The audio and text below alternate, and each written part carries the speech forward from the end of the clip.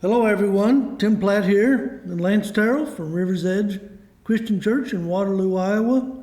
Our address is 1247 Cedar Bend. We want to spend a little time letting you know what you're going to experience when you come to River's Edge on May 31st.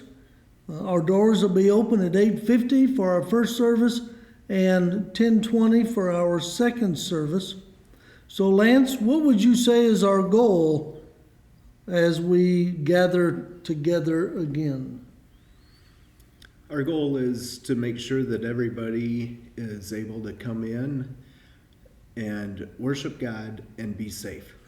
We have put things into effect that when you come up to the church, that we will have masks if you don't have one, so that you can come in and worship God and be safe. So we've been encouraged to wear masks, Lance. What would be a standard, or what suggestions would we make where masks are included in this time together? While we're in the worship time, when we are singing and stuff,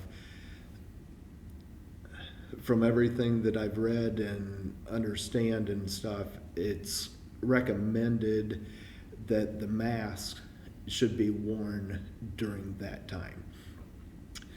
When we're done with the worship service and you're up preaching the sermon and stuff, then just when you're sitting there relaxing, if it's more comfortable for you to take the mask off,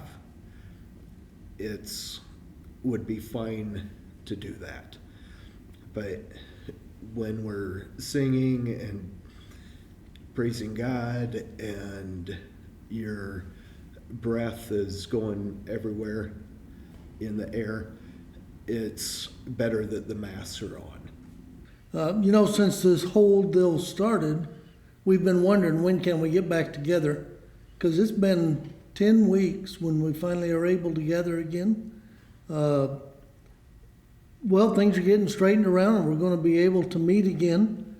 But what would you want them to understand first and foremost as they come back and consider coming back? And what would you say to the high-risk individuals? For the high-risk individuals, I would ask them to just stay home and be safe. We don't want this virus to be spread. We want them to be able to enjoy life and time with their families. So next Sunday morning, I'm going to come to church. I'm going to drive down the lane to the parking lot, and I'm going to park my car. You think somebody will be out there to instruct me in how to go and what to do? What will I find as I walk into our foyer? As you come up to the doors, we'll have people to greet you and hand you a mask if you don't already have one. And if you need somebody to park your vehicle for you, they will have people there that can park your vehicle for you and then bring the keys back into you after you get into the church. We're going to have the chairs in the auditorium spread apart and into 5 or 6 chairs in a row, and do the best that we can for social distancing in between so that you can still sit as a family. What do you think, how will we be prepared as the church with the sanitizing of our building? Do you have any special plans for the sanitizing of things? So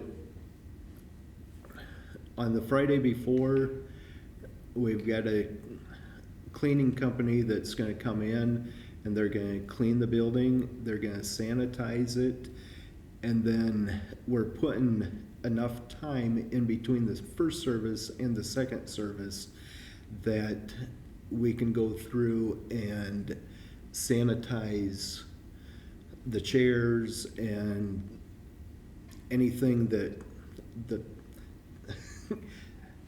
push and pulls and stuff on doors and stuff that you may have touched or somebody else may have touched in the service prior to.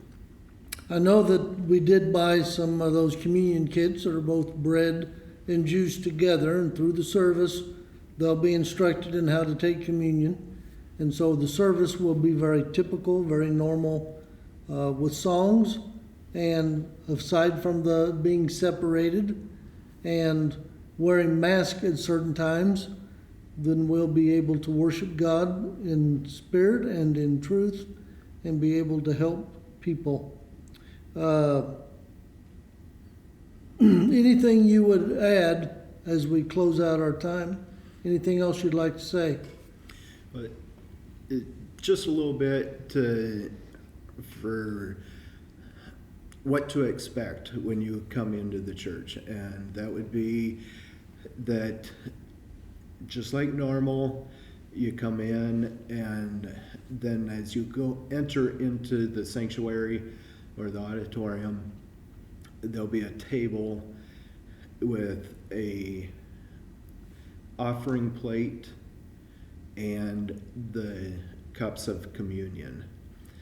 And just come in and enter the auditorium, put your tithes in the offering plate, and pick up one of the cups for communion, and then go ahead and be seated where you want to be seated at, and then when the time comes, we'll start our service. Okay. Well, I would say as we close, I want to just read you a short Bible verse. Hebrews 10:23. Let us hold unswervingly to the hope we profess, for he who promised is faithful. Let us all realize that God is bigger than this virus. And we come to worship a living God that works in our everyday lives. And we're here to worship God. And we have been worshiping God this whole time. There will still be services online on YouTube for you to observe if you're not able to come to our worship services. And you'll be instructed on what that looks like. And you'll be getting a letter in the mail or an email. If you have any questions, don't hesitate to call our church building or send an email to me, Pastor Tim, at riversedgecc.church. And we would love to serve you in any way possible. So it's our goal as we gather again to find a place to worship God, free of fear and full of the blessing of the Spirit. If you're not able to be here, we totally understand. But we want you to know that you can still get online and find that. And if you have a need or concern and you need to talk to somebody, you're not alone. All you have to do is call. So God bless you. And we hope that you'll have a great day because Jesus lives.